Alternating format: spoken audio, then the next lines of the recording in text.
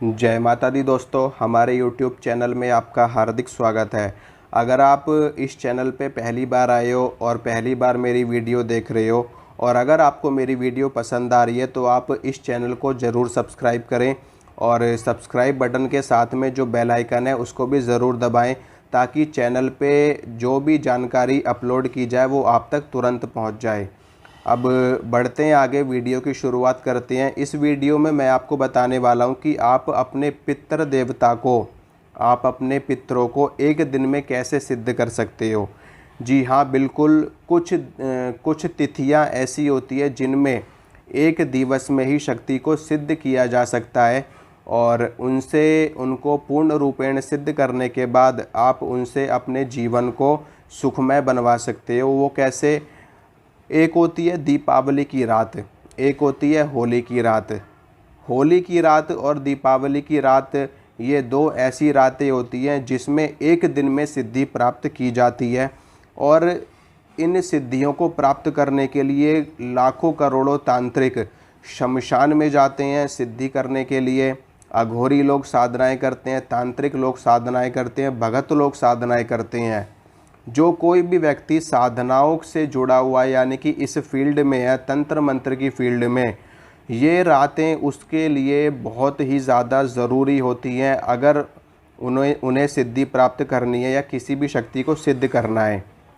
यहाँ पर मैं आपको बताना चाहता हूँ कि विशेष रूप से जो तांत्रिक लोग होते हैं वो दीपावली की रात्रि में देवी देवताओं की साधनाओं को ना करके वो लोग कच्चे कलवों को सिद्ध करते हैं, ब्रह्म राक्षस को सिद्ध करने की कोशिश करते हैं, जिन्नों को सिद्ध करने की कोशिश करते हैं, भूत प्रेतों को अपने वश में करने की कोशिश करते हैं, क्योंकि ये सभी भटकती हुई आत्माएं होती हैं और बहुत ही जल्दी उनके काबू में आ जाती हैं, उनके वश में आ जाती हैं। और दीपावली की रात तो वैसे भी सिद्धियों की रात मानी जाती है, तंत्र की रात मानी जाती है। दीपावली की रात में तो माता महाकाली भी प्रत्यक्ष होकर के दर्शन देती है। तो इसमें आप सिद्ध कर सकते हो अपने पितर देव को भी, दीपावली की रात को कर सकते हो और होली की रात को कर सकते हो, बिल्कुल प्रत्यक्ष देख सकते हो अपनी आँखों से। तो मैं आपको एक विधान बताता हूँ कैसे आपको करना है। देखिए, ये साधना आपको करनी है बिल्कुल एकांत में, ठीक है। इसके लिए आप होली की रात चुन सकते हो, जो होलिका दहन वाली रात होती है उसको, या फिर दीपावली की रात को आप चुन सकते हो। आपको एक कलश की स्थापना करनी है, एक कलश लेना है, एक लोटा लेना है, उस लोटे में साफ जल भरना है, थोड़ा सा गंगा जल आपको डालना है, उसमें थोड़ी सी हल्दी डालनी है, थोड़ी सी कुमकुम डालनी है, उसमें थोड़े से साबुत चावल डालने हैं और 1 रुपये का सिक्का उसमें डालना है आपको। उस कलश के ऊपर आपको नारियल रखना है, सफ़ेद रंग का कपड़ा लपेट करके, सफ़ेद रंग का कपड़ा लपेट करके नारियल के ऊपर रखना है। ये कलश आपके पितर के नाम का है, जिस पितर को आप सिद्ध करना चाहते हो, जिसको आप देखना चाहते हो, जिसके आप दर्शन करना चाहते हो, ठीक है। ये क्रिया होगी कब? ये क्रिया होगी रात्रि काल में होगी, सूर्यास्त होने के बाद 9 या 10 बजे के आसपास में आप ये क्रिया शुरू कर सकते हो। 9 या 10 बजे आप स्नान कर लीजिए, साफ़ सुथरे धुले हुए वस्त्र पहन लीजिए और कोई भी साफ़ सुथरा स्थान देख करके, एकांत हो, अगर आप किसी कमरे में साधना कर रहे हो तो वहाँ एकांत होना चाहिए, कोई भी पूरी रात्रि काल में आपके पास ना आए, कोई भी आपको डिस्टर्ब ना करे। तो साफ़ सुथरी जगह देख करके, चौकी लगा करके, चौकी के लिए आप किसी अच्छे टेबल को या कोई भी चीज़ हो आपके पास, उसके ऊपर अच्छे से वस्त्र बिछाइए। वस्त्र आप कौन सा बिछाओगे? सफ़ेद रंग का वस्त्र आपको उसके ऊपर बिछाना है और कलश के ऊपर जो नारियल रखोगे उसके ऊपर भी सफ़ेद रंग का वस्त्र आपको लपेटना है। और लपेट करके उसके बाद आपको क्या करना है कि एक देसी घी का दीपक आपको लेना है। वो देसी घी का दीपक पूरी रात जलना चाहिए, पूरी रात जलना चाहिए देसी घी का दीपक। उसके बाद आपको क्या करना है कि आपको संकल्प लेना है। संकल्प में आपको अपना नाम बोलना है, अपने पिताजी का नाम बोलना है, अपना गोत्र बोलना है और जिस पितृ को आप सिद्ध करना चाहते हो उसका नाम बोलना है कि मैं आपकी साधना कर रहा हूँ, मैं आपके दर्शन करना चाहता हूँ, आपको सिद्ध करना चाहता हूँ, आपका आवाहन करता हूँ, आप आइए और मुझ पर अपनी कृपा करिए, क्योंकि मैं आप ही के वंश का हूँ, आप ही का खून हूँ। तो आप मुझ पर दया करिए और मेरी सहायता करिए। इस तरीके से बोल करके आपको संकल्प छोड़ देना है। संकल्प छोड़ने के बाद आपको सबसे पहले गणेश जी को प्रणाम करना है, गणेश जी को नमस्कार करना है, क्योंकि गणेश जी अगर पूजा के अधिकारी हैं, उनका नाम लिए बिना कोई भी साधना, कोई भी सिद्धि नहीं होती, क्योंकि रिद्धि और सिद्धि ये दोनों गणेश जी के साथ ही चलती हैं। इसलिए जो कोई व्यक्ति गणेश जी की पूजा नहीं करता, कोई भी साधना करने से पहले उसको सिद्धि प्राप्त नहीं होती। तो आप गणेश जी की पूजा करिए, छोटी सी पूजा करिए, कोई बहुत लंबी नहीं करनी है आपको माला भी करने की कोई आवश्यकता नहीं है। गणेश जी के श्लोकों को पढ़िए। ओम गजाननम भूतगणादि सेवितम कपित्थ जम्बू फलचारु भक्षणम उमासुतम शोक विनाशकारकम नमामि विघ्नेश्वर पाद पंकजम। ठीक है। और इसके अलावा आप ओम गंगणपतये नमः, ओम श्री गणेशाय नमः इस तरीके से पढ़ सकते हो। वक्रतुंड महाकाय सूर्यकोटि समप्रभा निर्विघ्नं कुरु मे देव सर्व कार्येषु सर्वदा, इस तरीके से श्लोक पढ़ के आप अपनी पूजा की शुरुआत करिए। गणेश जी के बाद भगवान शंकर का थोड़ा सा आपको ध्यान करना है। मंत्र तंत्र यंत्र सब कुछ देने वाले वही हैं। ठीक है। मंत्रों को कीलित करने वाले वही हैं। मंत्रों को कीलित भगवान शंकर ने कर रखा है, तो इसलिए उनकी पूजा करना तंत्र साधनाओं में, मंत्र साधनाओं में, यंत्र साधनाओं में सबसे श्रेष्ठ माना जाता है। तो भगवान शंकर को प्रणाम करिए। कर्पूर गौरम करुणावतारम, इस तरीके से आप ये वाला श्लोक पढ़िए पूरा। इसमें भगवान शंकर और माता शक्ति दोनों की ही पूजा हो जाती है। इसके बाद भगवान शिव की पूजा करने के बाद आपको अपने पितर के लिए मंत्र का जाप शुरू करना है। ठीक है। मंत्र कौन सा करोगे? मंत्र मैंने पहले भी बता रखा है, मंत्र वही वाला चलेगा।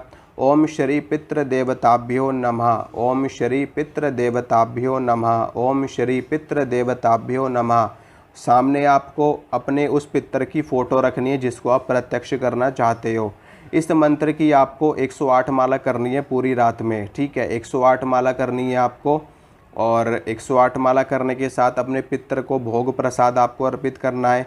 भोग प्रसाद में आप उनको बूंदी के लड्डू दे सकते हो, बर्फ़ी वगैरह चढ़ा सकते हो, 5 प्रकार की मिठाई चढ़ा सकते हो, 7 प्रकार की मिठाई चढ़ा सकते हो, जो भी आप देना चाहो। एक जल का लोटा आप उनके पीने के लिए रखिए, क्योंकि आप अगर उनका आह्वान कर रहे हो तो उनको भोग प्रसाद तो दोगे, आप उनके लिए वस्त्र रख सकते हो जो वो पहनते हों। ठीक है। अगर वो धोती कुर्ता पहनते थे तो वो आपको रखना है। अगर वो कुर्ता पजामा पहनते थे तो वो आपको रखना है। अगर वो पैंट शर्ट पहनते थे तो वो आपको रखना है। और चप्पल जूते जो भी उनको पसंद था वो आपको उनके लिए रखना है।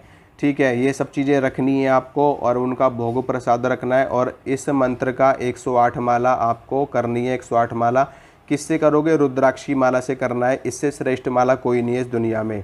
रुद्राक्ष की माला पे इस मंत्र का जाप करना है। और जैसे जैसे रात्रि काल बीतेगी, ये इनके दर्शन आपको किस वक्त होंगे? देखिए मैं आपको ये भी बता देता हूँ। ये दर्शन आपको होंगे सुबह के वक्त, ब्रह्म मुहूर्त से पहले। ब्रह्म मुहूर्त से पहले होंगे, यानी कि आपको 2 बजे से लेकर के 4 साढ़े 4 बजे के बीच में उनके दर्शन हो जाएंगे। और उनको हो सकता है आपको बिल्कुल पूरी तरह से स्पष्ट रूप से वो ना दिखाई दें। ठीक है। लेकिन उनकी एक झलक आपको ज़रूर दिख जाएगी। एक छाया सी बन जाएगी आपके सामने। एक कहते हैं ना कि जैसे एक धुएं की छाया बन सकती है आपके सामने, एक आकृति बन सकती है जो एक ट्रांसपेरेंट हो, यानी कि जो आर पार दिखाई देती हो, इस तरह की आकृति आपके सामने बनेगी। ऐसा नहीं कि वो बिल्कुल सात स्वरूप आपके सामने खड़े हो जाएंगे, ऐसा नहीं होता है। बिल्कुल सात स्वरूप सामने खड़े होने के लिए बहुत ज़्यादा साधना करनी पड़ती है, अपने थर्ड आई को बहुत ज़्यादा एक्टिवेट करनी पड़ती है उसके लिए। और जब आप एक दिन में सिद्धि प्राप्त कर रहे हो तो इतना ही अगर आपको दिखाई दे जाए तो इतना ही आपके लिए बहुत बड़ी बात है। नहीं तो एक दिन में लोगों को छाया तो क्या, लोगों को मक्खी भी नहीं दिखाई देती। ठीक है। तो आपको इतनी भी चीज़ अगर दिखे तो समझो कि बहुत बड़ी कृपा होगी आपके ऊपर भगवान की या आपके पितृदेव की। तो ये छाया आपको दिखाई देगी, और दिखाई देने के बाद में आप उनसे मन की बात कहिए।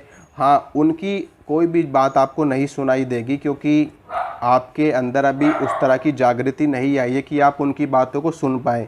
एक छाया सी आपको दिखाई देगी, और आप उनसे जो बोलोगे वो पूरी तरह से सुन लेंगे, समझेंगे।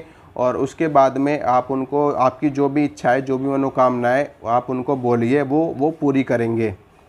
अगर आप उनको ये बोलोगे कि आप मेरे साथ रहना हमेशा, मेरे साथ हमेशा रहना और मेरी हमेशा सहायता करना, तो वो हमेशा आपकी सहायता करेंगे। ठीक है, आप उनसे कोई भी कार्य अपना करवाओगे तो आपका वो कार्य भी होगा। इसके बदले में आपको क्या करना होगा, अमावस्या के दिन उनको वही प्रसाद आपको देना है बस खाली। महीने में एक अमावस्या आती है, शुक्ल पक्ष से पहले जो अमावस्या आएगी उसी अमावस्या पे आपको उनका भोग उनको दे देना है, क्योंकि अमावस्या पे पितृलोक का दरवाज़ा खुला रहता है और पितर के आने जाने का रास्ता हमेशा बना रहता है। और आप उनको वो भोग दीजिए, वो भोग स्वीकार कर लेंगे और आपका कार्य ऐसे ही चलता रहेगा। हर अमावस्या को आप उनको भोग प्रसाद उनका देते रहिए और इस तरीके से आप उनसे कार्य करवा सकते हैं। या फिर आप उनके नाम का एक देसी घी का दीपक आप प्रतिदिन भी जला सकते हो। ठीक है, आपने अगर अपने घर में कोई पितर का स्थान बना रखा है तो उस स्थान पे आप उनके नाम का एक देसी घी का दीपक जलाते रहिए और अमावस्या को ये भोग देते रहिए। आपके सारे काम बनते चले जाएंगे। वो हर तरह से आपको मार्गदर्शन देंगे, सपने में आपको दिखाई देंगे पूरी तरीके से। ठीक है, सपने में आपको पूरी तरह से दिखाई देंगे, बस सपने में आपको जानकारी भी देंगे, सपने में आपको बताएंगे भी। और तो इस तरीके से आप उनकी कृपा प्राप्त कर सकते हो, उनको एक दिन में सिद्ध कर सकते हो। तो ये थोड़ी सी इन्फॉर्मेशन थी। अगर अच्छी लगी हो तो वीडियो को लाइक कर देना और चैनल को सब्सक्राइब कर लेना, बेल आइकन को दबा लेना और शेयर करना वीडियो। बाकी आपको पता ही है, भगवान भला करे सबका। ठीक है, मिलूँगा आपसे अगली वीडियो में। जय माता दी।